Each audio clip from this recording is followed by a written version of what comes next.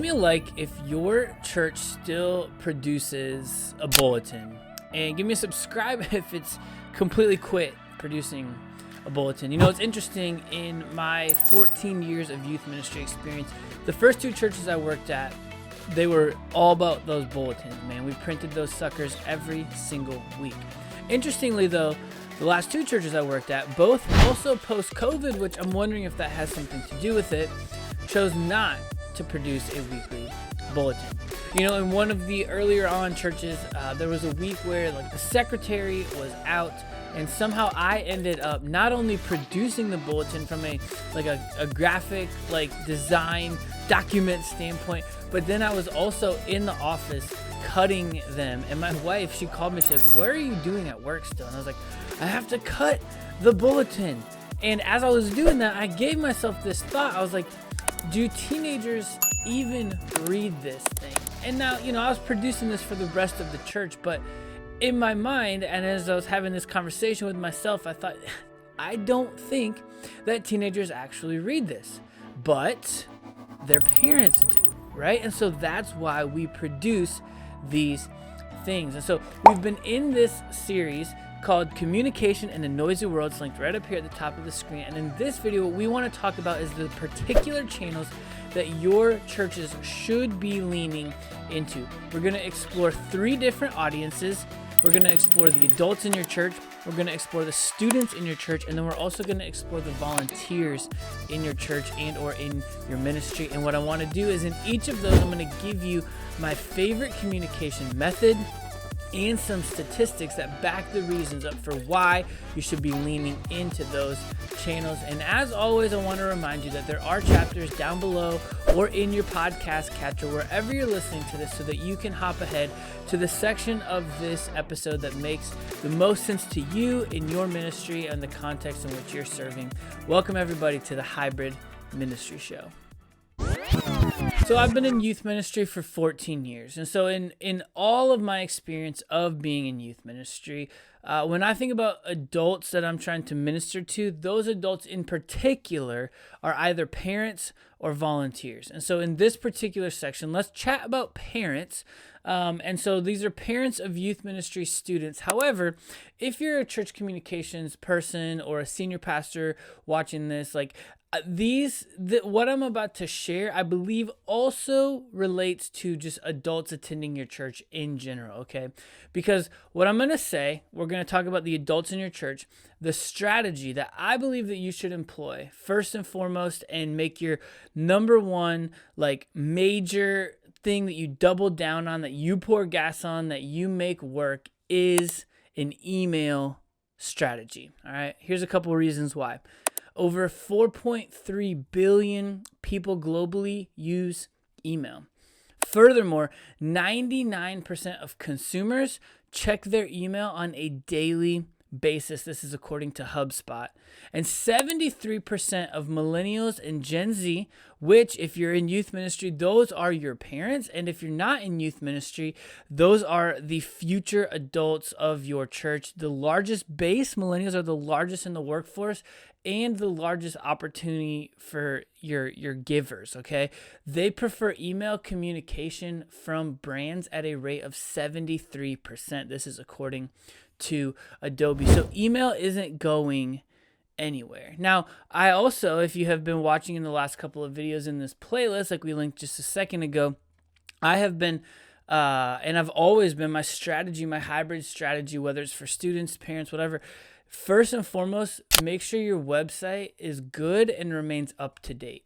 So you want your email to be how you communicate and how you maybe market certain classes or events or whatever, but then you want to be able to take them to your website, or you want to send an email, because think about user habits.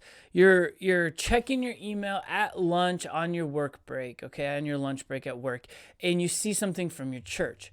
You don't have time right then and there to stop and go sign up, but it jogs your memory and you're there. So then you want, when someone later just goes to your website because they're thinking, oh yeah, I need to go sign up for that thing after dinner when they get home from work, they need to be able to discover that relatively quickly on your church website, even if the email had a link to it. Even if they don't follow that link directly, you want your website to be clear and easy to navigate, which is why I continue to recommend NUCELUS. And also, I just want to let you know, like, if your website is not exactly up to date, I can create a couple of automated things for you, like updating your church Google Calendar, which will also naturally update on your website. And so if you're interested in something like that, I offer a service called Church Communications done for you. I would love to explore what that looks like to either A, build a one-time website, or B, step into some sort of partnership sort of thing. But email is the way to get a hold of the adults in your church. If billions of users are using it and 99% of people are checking their email on a daily basis, then you as a church, you have the opportunity to get in front of all of your people, which diminishes the need for those church stage-based announcements and diminishes the needs for those church bulletins, okay? And I'm not necessarily saying that you should toss those things out and not even worry about them anymore, but what I am saying is that your primary strategy should be email, and then those other pieces, stage announcements, bulletins, whatever you want to say, even social media, they should all supplement what's going on email. The second category of people that we're going to talk about here are teenagers, students, okay? So this is particularly aimed for youth pastors. Once again, if you're not in that, then hop down to the chapters below and jump ahead to the next one. You need, as a youth pastor, you want to try to get to teenagers' phones. Now, you got to think about this. All teenagers are in a little bit of a different season of life of adopting usage on their phones. So some of them aren't yet using like text messaging yet, right? So that's why I say it a little bit more generically. You want to get to their phones because some parents let them have Instagram and some don't. Some parents let them have YouTube and some don't. Some parents let them text certain people and some don't. And so in some way, somehow we need to get on their cell phones, which is what I'm promoting, trying to do by using and utilizing our hybrid strategy in the current student ministry that I serve in. This is our attempt and this is our play to get onto students' cell phones. And so my hybrid strategy guide is actually linked right down below in the description or in your podcast catcher. I would love to have you check that out. It's completely free, but it helps give you my strategy and also helps you implement some pieces and parts of that so that you can start trying to get onto their phones.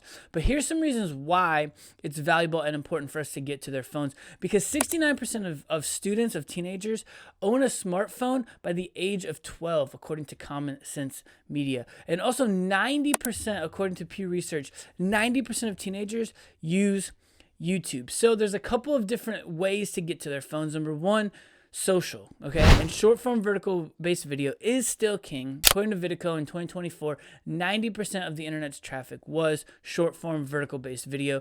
And so you can employ that short form vertical based video strategy on Facebook Reels, though I won't recommend that platform necessarily for students, or these other three: TikTok, Instagram, YouTube. And if TikTok goes ahead and gets banned, you can still employ that video-based strategy by leaning into Reels and TikToks and YouTube Shorts by cross-posting to places like YouTube and Instagram. And there are some TikTok like alternative apps being produced, like a Lemonade app. And I don't know if that's gonna take or pop, but maybe go secure your church's handle on it, and then if it does, boom, you're there, and you can continue to employ that strategy if it takes TikTok's spot, once like certain things get shook out here with the Congress ban or whatever is going on with that. And so the point is that short form vertical based video, while TikTok may not last forever, that strategy right now, that strategy is so clutch. And I noticed it last night,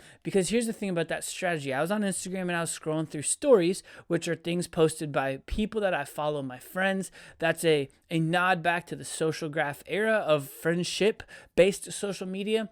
And I was scrolling through, and no offense, whoever I was looking at your stories, I got bored, closed it out, hopped into Reels, which then started showing me popular and like entertainment based and Reels that are actually getting a lot of views.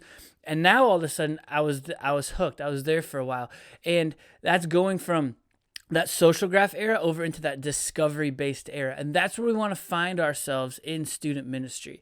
Like we can, here's the thing though, you can post like a discovery based thing and you can share that link to your audience. So you can post that reel onto your story so that all the students who follow you, they still see it. Or you can even, like yesterday, I posted a YouTube short, also an Instagram reel and a TikTok, and I sent the YouTube short link in our text group, and I said, have you answered this crazy would you rather question yet? And I sent it to all the kids that are signed up in our text group, which is the second. So social is one way to get to their phones. The second is to get to text messages, all right? And so if you want like blasts, I would recommend a service like Remind. It's completely free. It's for schools. Or if you want a group chat feature, I'd recommend a GroupMe. Both of them, listen to me, both of them have their shortcomings. I get it, okay? But it's a great like neutralizer, okay? If you have Apple phones and Android phones, GroupMe can put everyone in a group chat app without like the fuss of the blue bubbles and all the things, the compressed pictures that Apple won't allow to come through because RCS messaging, even though it's been around since 2007, like it'll do these things where it will create like a level playing field, right? And you know, if your church communications database has some sort of texting service that you're already paying for, then by all means use that. I don't necessarily recommend Remind over something like that. Or if you've already dug deep to pay for some sort of texting service and continue to use that, it's probably better. But that also goes for when kids are serving. Like if you can send them text notifications instead of just email notifications, the goal again is to get to their phones, especially if almost 70% of 12-year-olds and on up have smartphones, all right? And so I know you're going to run into, because I run into this too, you're going to run into kids who don't have it. So you always do have to have a small alternative for a more analog approach, but that's widely okay, right? As we're trying to communicate with teenagers. And then the last area of ministry is, what about your volunteers? What about your leaders? Okay. Now this may not be the highest, or like email is still going to probably be what you're going to use. Just like going back to the, parent adult section of this video, all the stats, all the reasons, that's why email still is worthwhile for your volunteers. However, I will say in the last 6 months or so, me and my team, me and my boss have started recording a weekly leader podcast. Yes, you heard that right, weekly. Now, we batch record, so we record 4 at a time. It's about an hour worth of our time. And then it takes me just a minute, like really not very long, to just edit those suckers into a YouTube video as well as an audio-only podcast. And then we post those every single Monday morning. And so we encourage our leaders to subscribe to that and listen to it. We try to make it like 15, no more maximum than 15 minutes. Usually they're closer to 10 minutes each. And we've asked them to adopt that as their normal rhythm on their way to work, on their way on Monday morning to work habit. And so what this does is this reduces the pressure around a once a year or a biannual or even a monthly leader meeting to communicate all the big things that we need to communicate. Because you know that you need to hook them with inspiration, but you also need to tell them like boring details. Like, hey, when you guys are like checking in, you need to click this little button here, and you need to make sure you check into both of these groups so that our metrics, blah, blah, blah, they don't care about that stuff. But the Leader Podcast gives you an avenue to share those little snippets of things. It also gives you an avenue to drip culture slowly. And so that's one of the things we've been doing. We've been attempting to make our culture a little more conversational and a little less teaching. And we've just been dripping that slowly on the podcast. And what's so fun is last week I sat down with some of my leaders. We do a yearly leader debrief, and I heard them starting to use some of the language that we've been putting on our leader podcast. In addition to dripping the information, sharing more announcements, we'll do like giveaways, we'll do leader shout outs, we'll share funny stories. And so then every week that posts on Monday, there's always the off chance that our leader group chat gets a little flurry of activity around whatever topic happened on the podcast, or people are, laughing about some of the things that are going on there. So according to Nielsen, the average podcast listener consumes up to 7 a week. And so if you have people on your leader teams that are already podcast listeners, that's a super easy one. If not, you can help them adopt it, Or also, again, you can post those video form to YouTube. YouTube also has a podcast RSS kind of section built into it that you can also use and utilize. And so even if they're not podcast adopters, they can still access it via the video. And so with your email strategy for adults, with your get to their phones strategy for students, and with your podcast strategy for leaders, then use your stage and your bulletin announcements to really hit hard and to just simply reinforce and point people back not only into those channels, but then also off to your website where they're ultimately going to take their next step, call to action sort of things. And so in this next video, what I'm going to do is I'm going to help break down why you on social media should be focusing now more, because our information and our announcements have been taken care of, how you should start focusing on engagement as opposed to simply broadcasting information. That video is going to be linked right here on screen if you're watching on YouTube. Go ahead and tap that. We'd love to see you over there. But until next time, and as always, my friends, don't forget to stay hybrid.